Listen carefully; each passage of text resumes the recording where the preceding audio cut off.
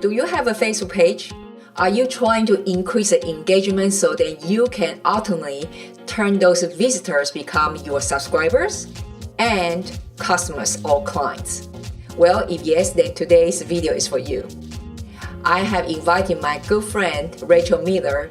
I call her the queen of organic traffic, especially when it comes to Facebook page. Before I go on what we're gonna get today, just listen to this. She has helped 31 clients put their content successfully in front of 10 millions of people. Okay? Now, we're gonna learn today is the top 3 mistakes that entrepreneurs make for their Facebook page. And also the pro tips that what we can do to boost up our engagement for our Facebook page with her signature method called bumper stickers without paying Facebook ads. The next, she also shared 2 very inspiring real-life stories that how she used her method and changed her client's life literally about what she's gonna sharing with us today in this video. Are you excited? I hope so.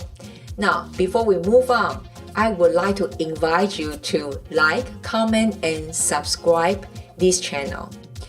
You see, it is some work and also time and resources to produce the content like this, week in and week out.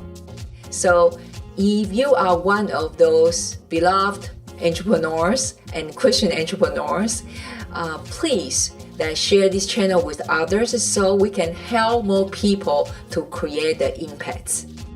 Thank you so much for choosing the time spending with me and Rachel today. Now let's dive in. It's all about empowering you to become that Christian CEO that God has called you. Hello, Rachel. So happy that you are coming to the show. Thank you so much for inviting me, Kelly. I appreciate it. Well, in the introduction, I already tell my audience and listeners, depends if they're gonna watch or listen to this episode, about how fantastic you are as a business owner and as a result-driven Christian entrepreneurs, I would say.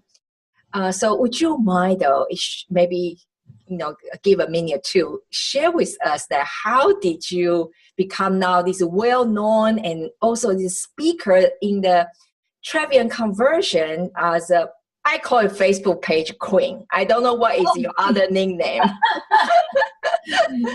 Yeah, I like to think of myself as an organic traffic strategist because the tactics that I teach people on how to get more engagement on content with Facebook, they work in other platforms too. It's basically learning how to love your audience, learning how to talk for your audience, giving your audience a voice and using you and your brand, your platform to do that, and then attracting them to you. Yeah. So how did you, your own journey a little bit. How did you become that? I started as a high school teacher. And we were expecting our next child and we realized we couldn't afford daycare and me working as a teacher. So I decided we had become home at that point, but I couldn't be a stay-at-home mom. I was going crazy. So it wasn't working. I can't work because I have no childcare, but I can't not work because I'm going to go lose my brain. So my husband said, hey, why don't you start a website? And I did. And it was crazy, just the growth that happened. So I grew websites and I grew them to be viral and I created massive amounts of content that would get huge amounts of engagement. But I was just doing that for me. And then somewhere in there, it switched. And I began to realize that if I've got this gift of helping people build audiences, it's not lessening my gift if I share it with others. Yes. So there was a point where I thought if I told people how to build their own audiences, well, maybe they're going to build one in my niche and maybe they'll compete with me and they're going to take my traffic and then I won't have any traffic. And even if they're like the same niche, literally guys, I have a page that's been named the same name as my major website, but just in a different language. I've had my second viral website, one of my cat site. I have 3 students who named their page the same and then they basically copied the page. and then I was thinking, well, this is my nightmare. Exactly what I thought. If I make a viral thing, then all my students are going to copy three are going to copy it. And then I won't get any traffic. And that's not what happened though. What happened was I actually gained more traffic and I gained more in rate. It doesn't hurt me to share. So, I mean, mind you still need to be careful with trademarks. And I'm not advocating for anyone to do that to somebody else. But what I'm saying is there's living a life of seeing what you have as not your own and something to be given away is helps you actually increase the amount that you get to control and you get to own. So. Yeah, exactly. It's funny. Today I just went on Facebook Live and I was just talking about content marketing. Look at in the perspective as a mustard seed. And as we continue to sow seed out there to the valley grounds, then they will come to a tipping point that then you can reap the harvest. So I love, guys, I gotta say, and this is not a plug for Rachel. She did not pay me to say this though.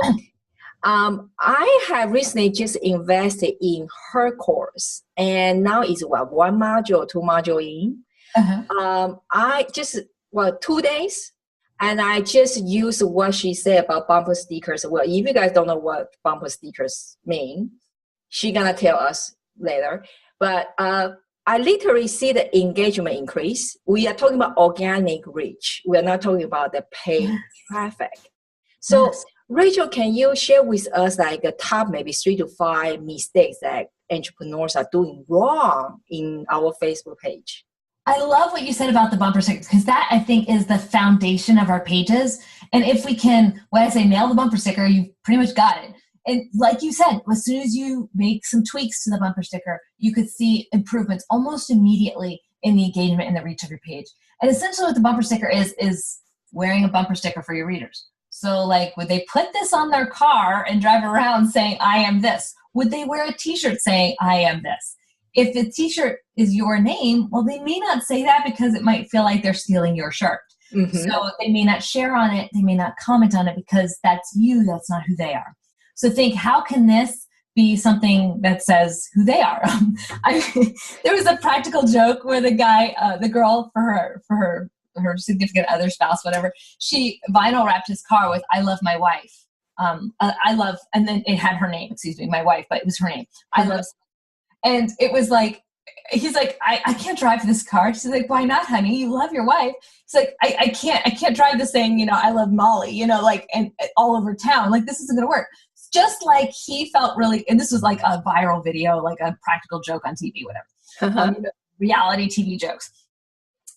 Anyways, just like he was kind of feeling icky and even a little mad and upset that he had to like now ride around saying somebody else's I love so-and-so. We also don't want to say we are associated with something, we love something, unless it says who we are. Does that make sense? So if it's going to have your name on it, it feels a little awkward to someone if they're sharing it sometimes. This doesn't mean having a page with your name is a bad idea. It just means that the rest of your content has to kind of overcompensate. You have to work harder to overcompensate that feeling of, I don't know this person, and to share them. Now, once you're bigger, though, that can change. You can shift it because you've got enough people there that you've got your own community. So it's almost like once you have a party, it's like going to a party and you're sitting at the edge of the bar and you're like bored, right? And then somebody walks in and they've got like all the people around them. And next thing you know, you kind of want to go talk or linger near their people, right? Because you see the big crowds happening and you're off by yourself. If you're off by yourself saying, hey, I got business cards with my name on them, no one's listening, right? But if the person with all the party around them says, I've got business cards with my name on them, you want one, you might take one because you're wondering what's happening over there. So it's the same type of theory. You want to have, when you're bigger, you're able to morph it and have more of your name and more about your product and more about you. But when you're starting, make sure you're not the guy at the bar saying, hey, everybody, I'm Joe from such and such refrigerators. Everyone's like, okay, hi, Joe. Everyone walked away from Joe because he's going to try to sell you a refrigerator. So Rachel, I totally get that. I mean, after going through your, so far your course, the thing I know now my audience in their mind, because I know my tribe, they are, a lot of them like me, is personal brand. right? So Okay. the page, it's literally, my name, my name page. But literally, I recently just go to change, say, Kelly Butler for thriving Christian entrepreneurs, because I kind of want them to, to the bumper stickers is thriving Christian entrepreneurs. Yeah. So when you get bigger, is that there's a number we can have Yes. a major? Yes. When people are, it depends on your page's engagement. Some people start pivoting about 25K, but we suggest after 50K, start pivoting your page. If you want a personal brand from, say, Christian entrepreneurs into Kelly Bader. But wait until you have a lot of people at your party before you make that transition. Or if you want to keep it as your name, just make sure that it's going to be a little harder to get the ball rolling sometimes, and that all the other content has to be about your audience. So that way it's very clear that you're not about you, you're about serving them. Okay. So now I have to go back to Sing then, because at the moment I only have less than 4,000. Yeah. Well, don't change it too often. So stick with what you've got. Right. Look at the cover now. Look at the profile. Optimize those. Are those something that talk for your audience? Once they're something that your reader can identify with, then work on the actual content. Are you posting at least 3 posts that are about your readers to every 1 post that is about you and your product? That way you have 3 ways to bring them in, and you're hopefully only pushing them away with 1, So, and then as you grow, you can say, okay, is this working? If I need more help, well, maybe I need to change the name a little bit. Or maybe I attracted the wrong person and I need to change my targeting a little bit too. Mm-hmm. So do you have other 1 to 2 common mistakes that normally the business owner make for their Facebook page? Well, first off is talking about your product all the time. And that product could be you. That product could be a physical product. It could be a mission that you have. But if you're not talking about it from your reader's perspective, it's kind of more like the loudspeaker, or more like the person trying to the door-to-door salesman, right? You're Yes. telling them about the product, but you're not having a relationship with that person. So my suggestion would be to back up and start that relationship with your audience. That's the number 1 tip. The number 1 thing that people goof on is that they don't have a relationship with their readers. Second one is that they're not feeding Facebook. So Facebook has different rules, or not rules, they don't tell you them. They're unwritten rules. They don't like to promote YouTube, so they make it really small and they make it really hard for you. And sometimes they glitch. Well, if it's doing that, guys, it's probably a sign they don't like it. So do something else. So YouTube, Bitly links or redirect links, they tell you they don't like redirect links. Having lots of text, there's using hashtags. There's a lot of things that we do that we don't think about, but they're not helping Facebook as a brand. And if we're not helping Facebook as a brand, Facebook's going to be less likely to give us more traffic and give us more views, because we're not, a team player, right? Right. So I love how you explain this way. It's really opened my eyes. Because sometimes we hear the other Facebook strategies out there teaching is about, okay, you need to give value, we need to give value. But value, sometimes you can be seen as bossy. And people don't necessarily like somebody who's bossing them. They want to seem smart. So how can you give value in a way that doesn't say you desperately need this because you're not smart? And in a way that says, you're so smart, this will just make you a little bit better. Or you're so smart, this is for those other people. So you just let them know about this. So something in a way that builds them up, because we always want to edify and build each other up, right? So use your content the same way to kind of put your reader on a pedestal. Can you give us maybe 1 live example of putting your reader on a pedestal? I'll give you an example of one of my sites is DIY home site. And I like to do things like how to clean your garbage disposal or how to vacuum your floors better. Well, if my mother tags me in how to vacuum floors better, what is that going to make me feel? Kind of everybody knows that your floor is not clean. Exactly. And it'll probably make me kind of mad at my mom. Yes. Mom, why are you telling everybody my floors are dirty? If I comment on it, well, now people know that I'm engaging with something about my floors being dirty. So instead, say 10 tips to make your floors clean themselves. Or 10 tips your floors to keep your floors clean longer. So there's ways you can do this that assumes, your floors are already clean. You're just going to keep them clean longer. Mm-hmm. You're assuming the best of your readers. Yeah, so edifying and in the positive side of the encouragement, basically. Yes, yes. Okay. Then what is your thoughts on to boost the post? Is that help? It does help if you're not cannibalizing your own audience. So a lot of times the lazy boost method, it will send the content out to your existing audience. The problem with that is they're already getting your feed, hopefully organically. So you don't want to pay too much for them to see your content.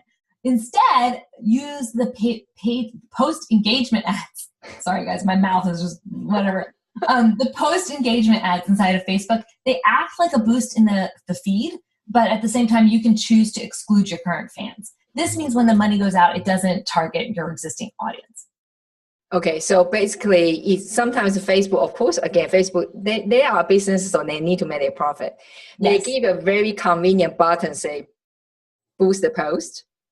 But then, it's as a business owner ourselves need to watch out that when you choose that option, then you need to choose your audience.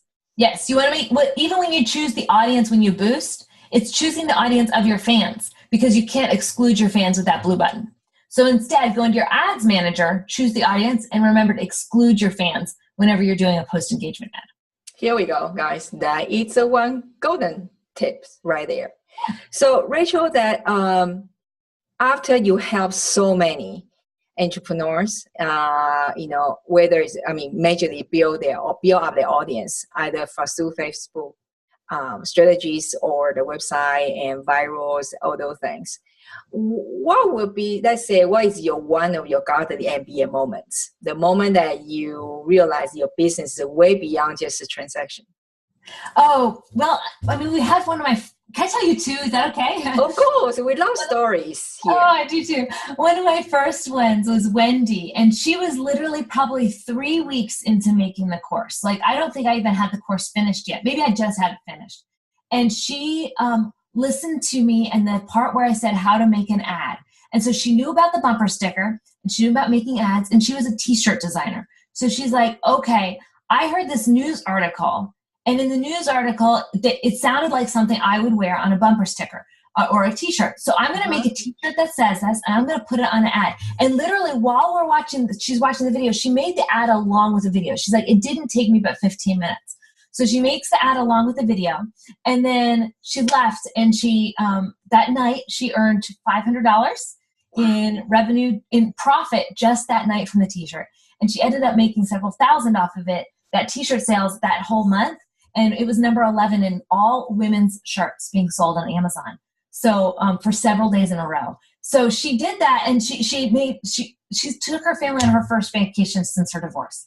So she had been divorced for a couple of years, and she couldn't afford vacations. And she's like, Rachel, I just want you to know, my kids and I went on our first family vacation in years, like half a decade, because of you, because we had money to do that. And I paid off part of it towards the car payment. And then the rest, I was like, you know what? We haven't had a vacation. Let's do this, kids. And I was like, that's really cool that one Facebook ad can basically help someone go on vacation. And I didn't teach anything enlightening, guys. I just walked through. She knew the bumper sticker stuff, which is basically talk for your readers. And then she made an ad with that. And guys, the ad strategy, the class that I talk is like the same ad talk that you can get in Blueprint for free. So just go to Facebook Blueprint and say how to make my first ad, and Facebook will tell you how to make your first ad.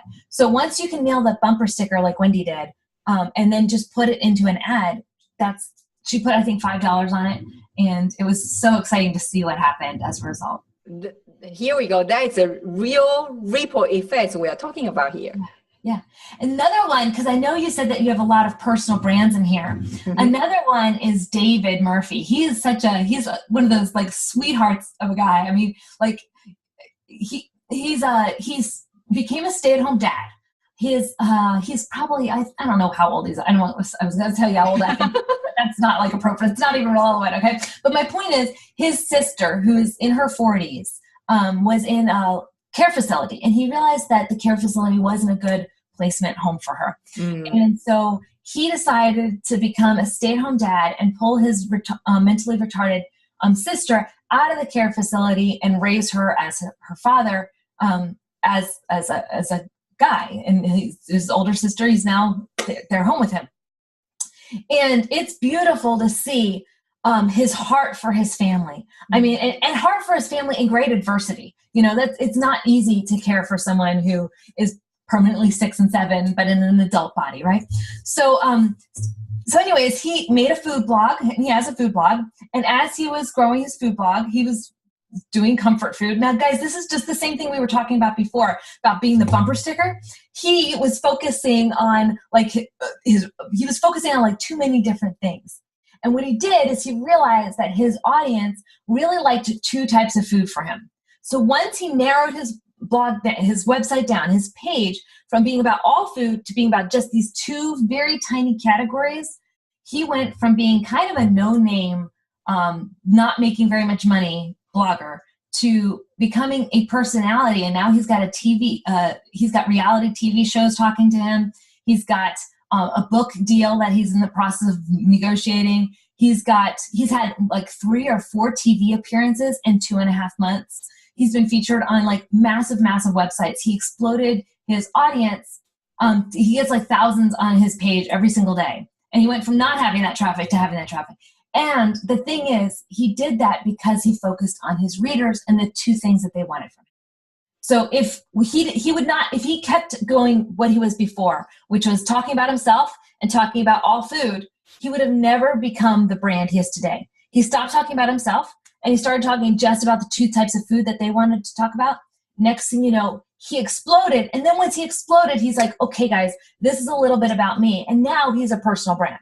So just thinking, if you can focus on your readers first, it's amazing what that will do for you, because your readers will fall in love with you because you're talking for them, and then they'll support you. Going back to that cocktail party example, it's when you go up to someone, hi, I see you're drinking this, or I see make them talk about themselves first, and then you go into the spiel of, hey, I think you should get to know me. And does that make sense? You want to start with the other person. Yeah, I mean, you make so much sense, Rachel. I think because, again, I'm in your course, so I know you mentioned, but I think his most famous one is Instant Pot, right? He does Instant Pot wine and Instant Pot Weight Watchers. Those are and he used to be all crock pot, all comfort food. So he'd do like cornbread and green beans, but now it's just Instant Pot Weight Watchers and just Instant Pot wine. That's it. It's so fun to see him explode. So this actually is a perfect example that because for years when I'm working with clients, one of the common mistake in struggles is they are so afraid to narrow it down. Yes. Because they're afraid that, okay, if I narrow it down, then I lose all other traffic.